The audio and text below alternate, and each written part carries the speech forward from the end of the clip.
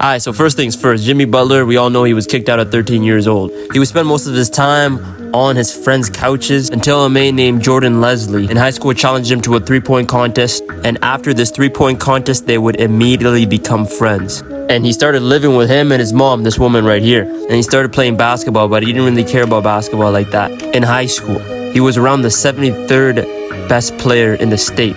And when he accepted an athletic scholarship to Marquette, and at Marquette he was alright. His best year he would average around 15 points. Obviously he was mainly known for his defense, his energy. Jimmy would later enter the draft and was drafted 30 overall in the 2011 NBA draft. And this was a stacked draft too, with Kyrie, Clay, Kawhi. There's other players too, but just to name a few. His first 2 years in the league though, he was kind of just coming off the bench for the majority of those seasons. His coach, Tom Thibodeau, just viewed him as just a garbage time player and an energy guy off the bench. He didn't really have too much expectations out of him, so he had to scrap and claw to be able to get every single amount of minutes that he could. But he was okay with that because that ain't nothing new to him, as he was homeless at 13, so the struggle is something that's in him.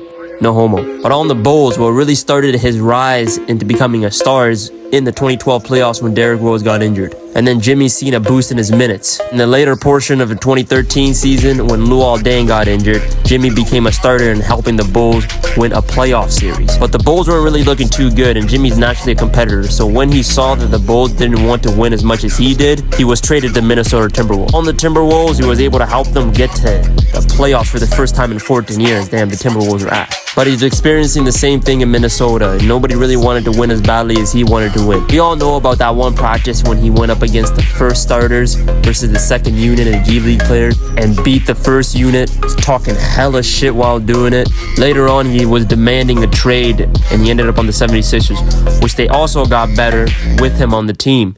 And honestly, might have even made the finals if it wasn't for my Raptors and Kawhi.